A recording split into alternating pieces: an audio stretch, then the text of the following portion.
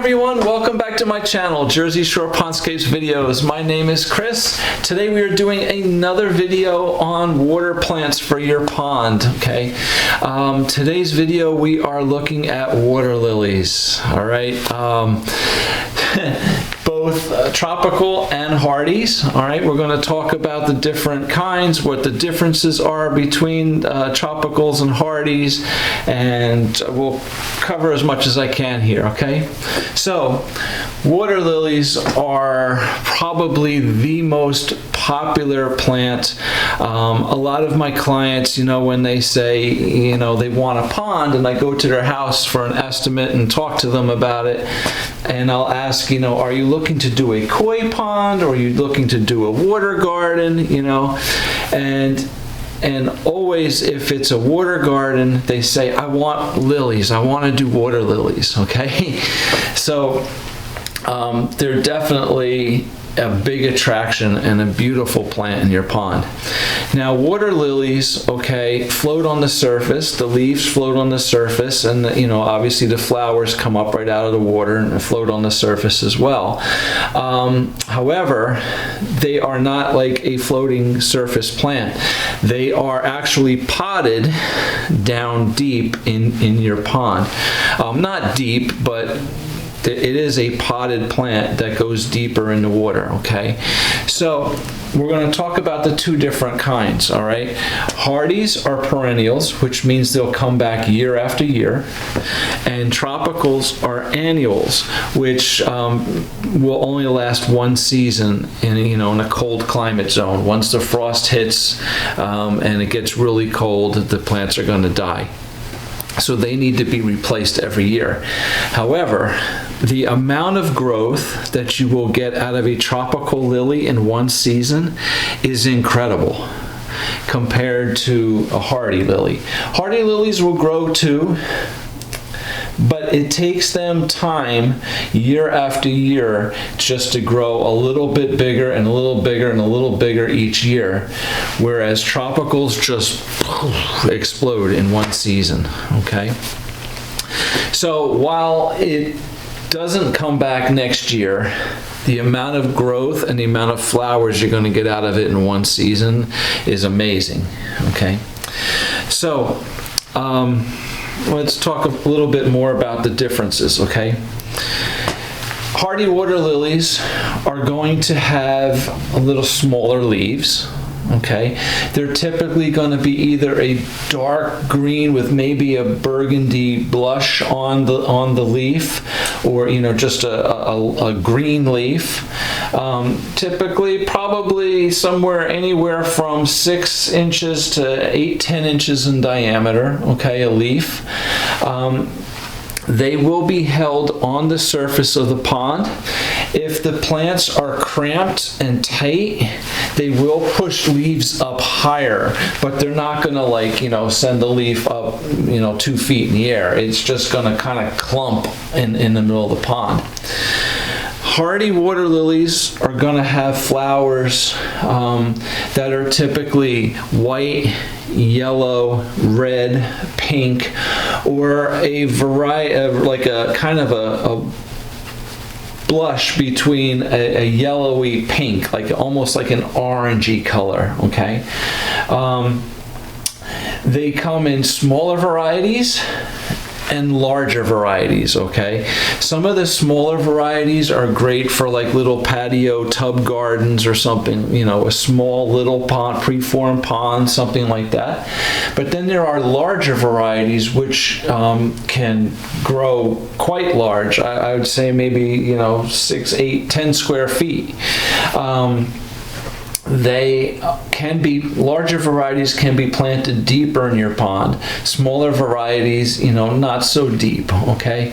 Now, when I say deep, smaller varieties, you probably want to keep 12 to 18 inches under, the surface of the pond.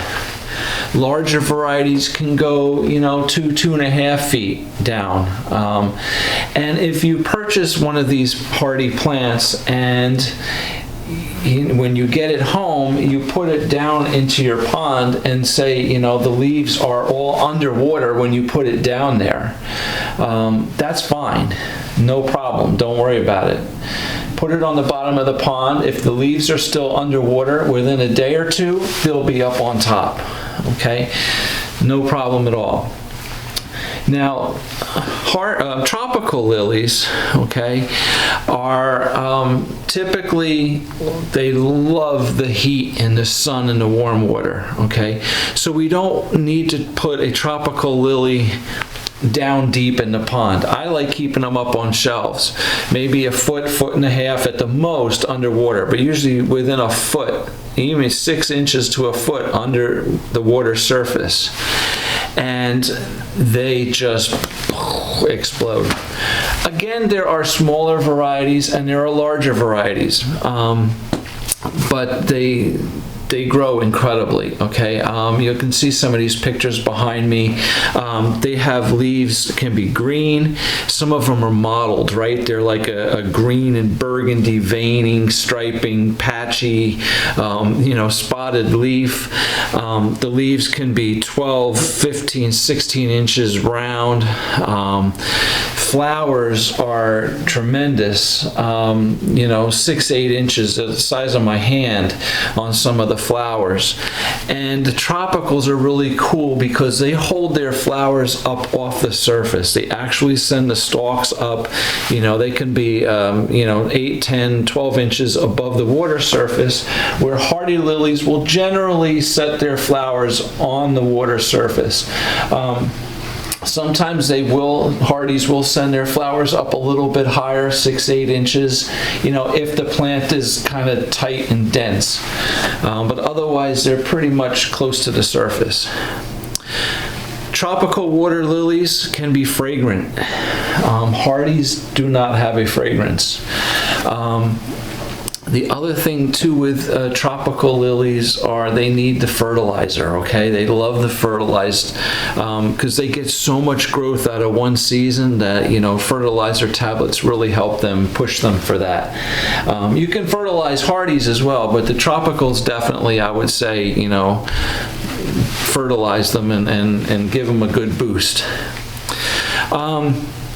Tropicals come in crazy colors, hot, vibrant colors, hot pinks, blues, purples, yellows, oranges. There's a color, one particular variety that's really cool. It's called green smoke, which is it's kind of like a blue to a yellowy kind of color. It's like blue, green, yellow. It's kind of a weird, but it's just stunning. But the purples and the blues, right? Dark blues, light blues, vibrant purple, red, bright red, really showy plants, creamy white colors as well. Now, the tropicals are also available in what's called a night bloomer, okay? So all lilies, regular tropicals and hardies, their flowers open up during the day in the sun, and as the sun sets, the flowers will close at night. Okay, and then in the sun, you know, in the next morning, the sun comes up, and once the sun is shining on them pretty bright, they'll start to open again. Okay, now tropicals come in day bloomers and night bloomers. Okay, which means their flower is closed all day. Once the sun starts to go down at night in the evening, the flower opens, okay? So you'll have these large flowers at night.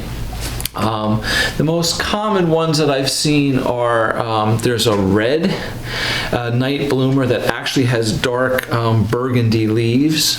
There's a white one called Missouri, which is beautiful. It's a huge, big white flower with green leaves. And then there's another variety that's pretty common. It's called a Texas shell pink, which is obviously a pink flower. really neat, right? So you have these tropical lilies as well. I did a pond years ago for a client that worked in New York City. He leaves the house at 5 o'clock in the morning, gets a train, goes out to New York City to work. He comes back in the evening, sits on his deck and wants to read the paper at night by his pond, and I put all the tropical night bloomers in there for him because he's not home during the day. So that was really cool. So also, while I'm thinking of it, these plants are definitely more expensive, okay? They're more expensive than, a typical little bog plant or something like that for the pond. They will get pretty big, okay? So, you might go out and spend $40, $50 on one little lily, and you bring it home and it's got 3-4 leaves on it and maybe one little flower bud, and you put it in your pond, it looks like nothing. Give it time, okay? Don't go buying 6 of them, okay? Because they will grow and they will get big. So you want to plant for the future, okay? Knowing that these plants are going to grow. So don't overcrowd them in your pond. Plus they are expensive, okay? So if you put too many lilies in your pond and they overgrow your pond and you don't even see your water surface after a while, you don't want to take them out and throw them away because it's just a big waste of money, right? So just be patient, put an appropriate amount in your pond, according to the size of your pond, and let them grow. I've had clients in the past say, oh, I'm not spending, $40 on a water lily, $50 on a water lily. There's a pond down the street, a natural lake down the street, and they're growing all over down there, so I'm just going to go pull some out of there and bring them home. Don't do that, okay? When you go to a natural pond, no matter whether it's a water lily or not, or whatever kind of plant, whatever else it might be, don't take your plants out of a wild environment and bring them into your pond. You're looking for a lot of trouble by doing that, okay? Yeah, you'll save, $50, but God knows what you're bringing in with that plant, okay? The majority of water plants that grow out in these natural ponds and lakes and stuff like this are growing in, the sides of the ponds and the mud and the sludge and the muck and the rotting leaves and everything else, okay? There's all kinds of funguses, parasites, bacterias, all kinds of crap that's growing in those environments. And when you pull those plants out of a natural pond, and you bring them home and you're going to throw them in your pond and you're all proud of yourself, you just saved $50, and then a week later your fish are all dying, your fish are sick, you've got all kinds of crap going on in your pond. Was it really worth that $50, right? Don't do that, okay? If you are bringing plants home from a natural pond, which I do not recommend, but you've got to make sure that what you're bringing in, you got to treat it and medicate it and kill whatever's there. Be sure you do that before you put it into a pond. Even nurseries and garden centers and stuff like this, wherever you're buying these plants from, make sure it's a reputable place and you're not pulling these plants out of these tanks that are just disgusting and dirty and everything else, because again, you don't know what you're bringing home with it, okay? So you can save $50 on a plant, right? But you can kill $2,000 worth of koi at the same time, okay? So just keep that in mind. Anyway, I'm not going to dwell on that, but anyway, both tropicals and hardies, make sure again they're in nice big containers, okay? Nice big pots, especially the hardies. Give them a big container because they're going to grow in that container year after year after year. Now what tends to happen with these lilies, hardy lilies, is they send these big tubers out, right, called rhizomes.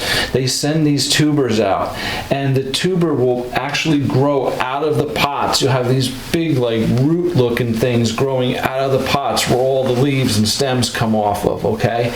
So give it a nice big pot, because those roots, those rhizomes that come out of the pot can break off easily.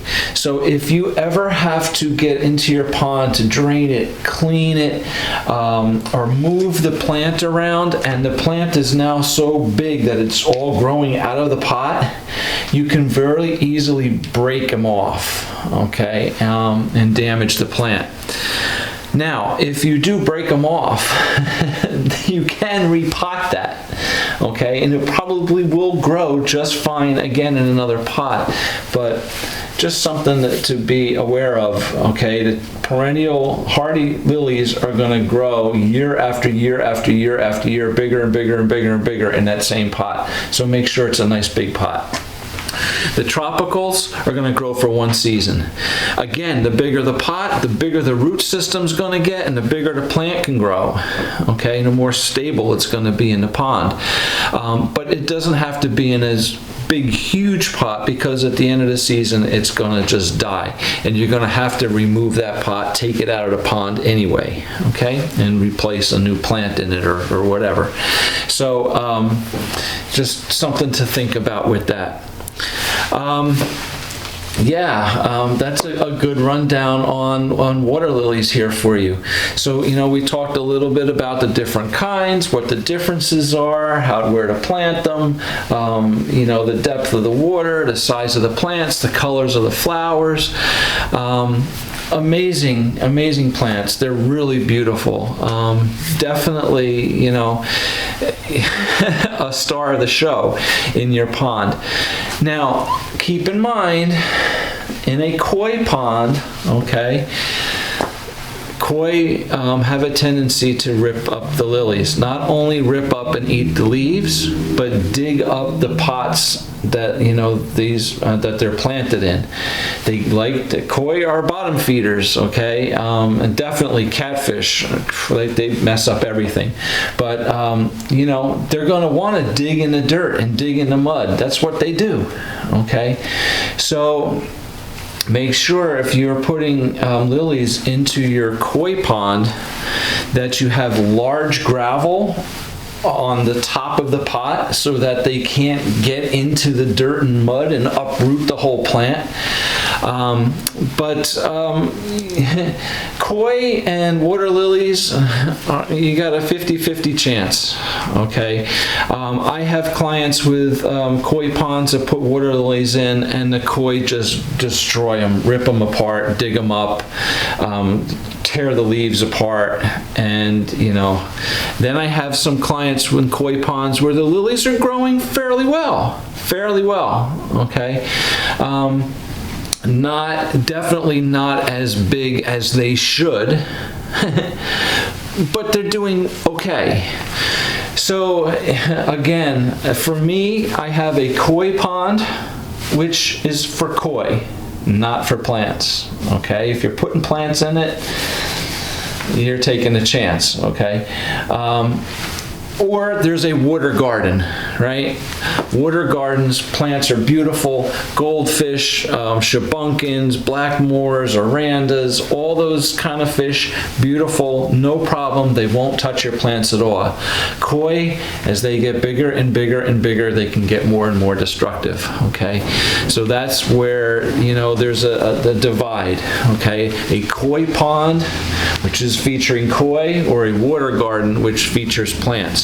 Now you can put some plants in a koi pond, okay, but again, floating plants, you know, water hyacinths, water lettuce, lilies have a tendency to get damaged. Bog plants, marginal plants that are in pots and just kept slightly below the water surface with nice big gravel on the top so the fish can't get in it, do just fine, okay? But anything floating in the water with large koi, kind of iffy. All right. I had, just real quickly, I had a lady years ago. I did a big koi pond for them. Her house was on a garden tour, and she called me up, a week before the tour and said, "Chris, I want some tropical water lilies in the pond. Please put some water lilies in there for the show." And I said, "I don't think you really want to do that." And she says, "No, just, I don't care, if they eat them up afterwards, but I want some beautiful lilies in the pond for the garden tour." Okay, so I went out, I bought her, 4 or 5 tropical water lilies, put them in the pond, and the next day she called me up, her husband called me up freaking out, not mad at me, but they dug up all the plants. There was mud. They knocked them over. They tore them all. She had large koi. Tore them all up, and the whole pond is all muddy brown water now. And the guy, her husband, was just having a fit. So not at me, thank God. It wasn't my fault. He realized I did what she wanted. But now they have a garden tour in a couple days. So I had to go over there, take all the fish out, put them in holding tanks, drain the whole pond, wash the whole pond down, fill it all back up, and put all the fish back in, before the garden tour. So, anyway, okay. So that's that. Just be careful with water lilies and big pond and big fish. All right. So thanks for watching the video. I hope it helped you out. I hope you learned something. Enjoy those water lilies, man. They're beautiful in the pond. Full sun. Give them as much sun as you can. They need at least 4 to 6 hours at least of direct sunlight to really flower well. The more sunlight, the better. They're, definitely a real showpiece in the pond. So thanks for watching. Please hit the like button if you enjoyed the video. Subscribe to my channel if you want to learn more about koi ponds, waterfalls, water gardens, all that stuff. I'm putting a ton of videos out there to try to help you guys as much as I can and answer all your questions. I appreciate your support. If you would like, I have a website, www.pondscapesandmore.com, all one word. Check it out. Ton of pictures on there.